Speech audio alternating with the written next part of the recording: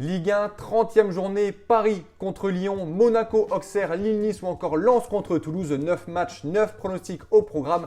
On voit ça tout de suite dans cette vidéo. Alors salut à tous, j'espère que vous allez tous très bien. Je suis ravi de vous retrouver. Aujourd'hui, comme d'habitude, je vais vous donner mes pronostics, mes prédictions pour cette 30e journée du championnat de France de Ligue 1. Et comme d'habitude, avant de commencer, pour soutenir la chaîne, on met un petit like, un petit pouce, on s'abonne si ce n'est pas fait. Et mettez-moi également dans les commentaires vos pronostics et votre score exact pour le match Paris Saint-Germain, Olympique Lyonnais.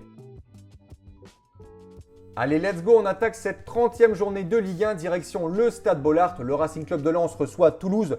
Deux équipes et deux enjeux totalement différents. D'un côté, le TFC en championnat qui ne joue plus rien. Le maintien est acquis, mais les places européennes sont trop loin. Toulouse n'a plus la tête au championnat. On l'a vu ce week-end contre Lille et cette raclée 4-0. L'objectif principal de Toulouse, on le sait tous, c'est forcément cette demi-finale de Coupe de France à jouer justement contre le Racing Club de Lens.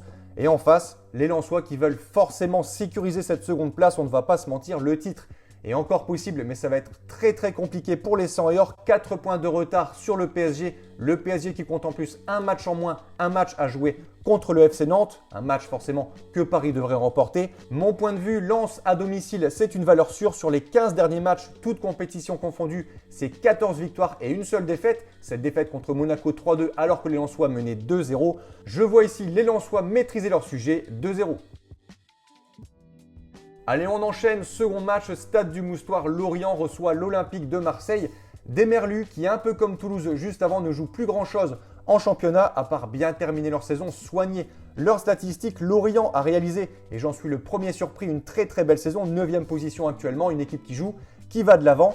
Mais depuis la semaine passée, on le sait, Olivier Pantaloni ne sera plus l'entraîneur de Lorient la saison prochaine. Est-ce que dans la tête des joueurs, ça peut jouer ? Dans tous les cas, il reste sur une défaite à Lyon 2-0, une défaite sévère. Clairement pour moi, Lorient méritait le match nul. Ils ont une énorme occasion juste avant la mi-temps, mais ils sont tombés sur un énorme Dominique Greif. Côté marseillais, on reste sur une victoire contre Metz 3-1. Après, heureusement, j'ai envie de dire, car Metz, c'est lanterne rouge. Marseille était dans l'obligation de gagner ce match. L'OM qui reste collé aux premières places, ils sont 4e à seulement 1 point du 3e. Lille, on a donc un classement très serré de la 3e à la 7e place.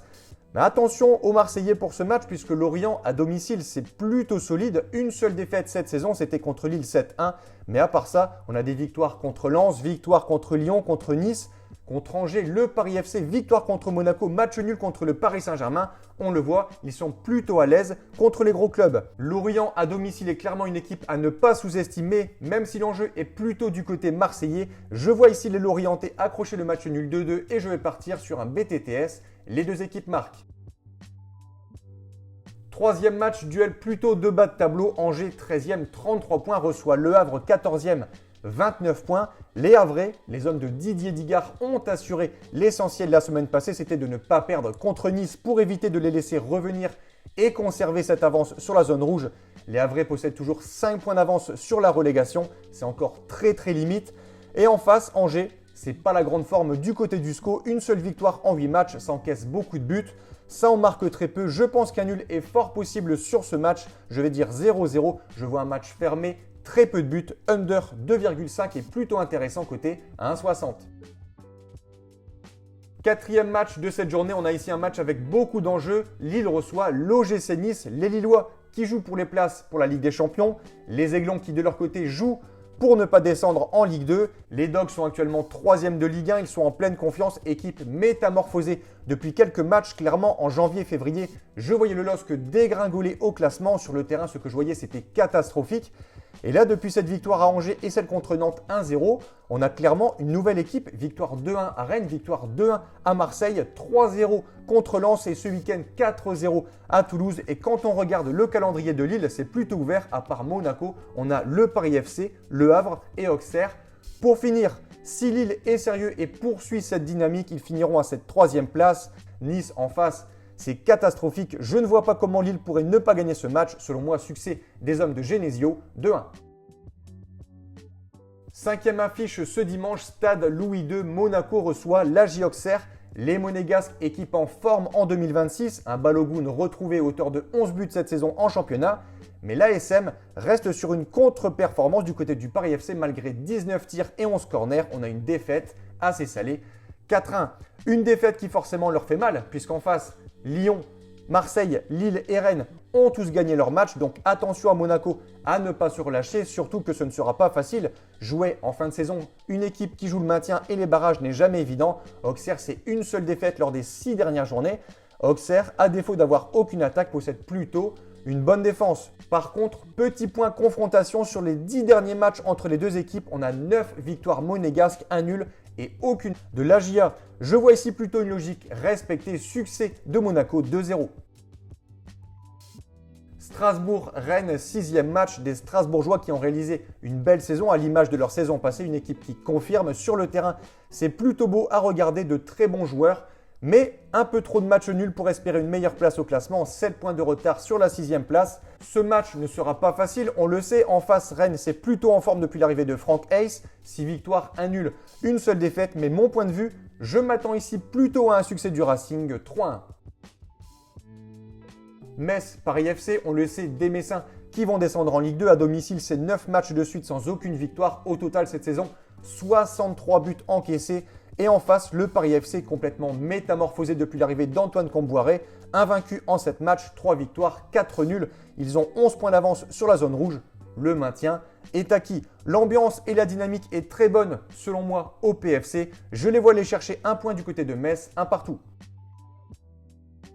Nantes contre Brest, pas grand chose à dire sur ce match. Les Canaries, c'est catastrophique, ça va descendre en Ligue 2. Et en face, Brest, 11e, ne joue plus rien. Selon moi, match nul de partout. On conclut par l'affiche du dimanche soir, un classique de notre championnat, Parc des Princes, le Paris Saint-Germain contre l'Olympique Lyonnais. Les Parisiens à domicile, oui, sont favoris mais ne sont pas intouchables. En face, on a certes une équipe de Lyon qui n'est pas en grande forme. Leur victoire contre Lorient est plutôt chanceuse, hormis le bon quart d'heure pour entamer la seconde mi-temps avec l'entrée d'Hendrick et de Tolisso qui ont été tous les deux décisifs. Le reste du match, Lorient mérite selon moi le match nul si on n'a pas un Dominique Greif énorme et un Bamba Dieng qui manque son face-à-face juste avant la mi-temps. Clairement, on aurait eu un match totalement différent. Pour Lyon, Paris actuellement est en forme. En championnat, ça déroule. En Ligue des Champions, ça fait le taf. Ils sortent Chelsea en 8e et Liverpool en quart de finale. 2-0 à l'aller, 2-0 au retour. 4 buts marqués, 0 encaissés.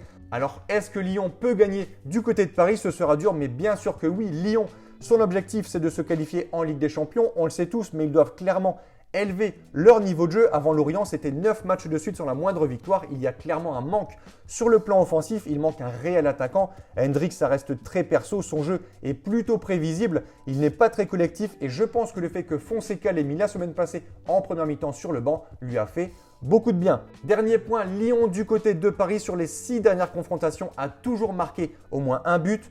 Mon point de vue, je pense que Lyon ne prendra pas une raclée. Lyon est capable de bien défendre. Je les vois tenir en première mi-temps, sûrement marquer un but dans le match. La cote de Lyon met au moins un but est plutôt pas mal, 1,64. Et le nul mi-temps est aussi sympa, 2,25. Mais je vois tout de même à l'arrivée un petit succès des Parisiens, 2-1. Donc voilà pour mes pronostics et je vous conseille une dernière chose. Si vous souhaitez gagner au paris sportif et tenter d'être rentable sur le long terme, il faut parier sur les meilleurs bookmakers. Cela vous permettra d'avoir des cotes plus intéressantes et donc d'augmenter considérablement vos bénéfices.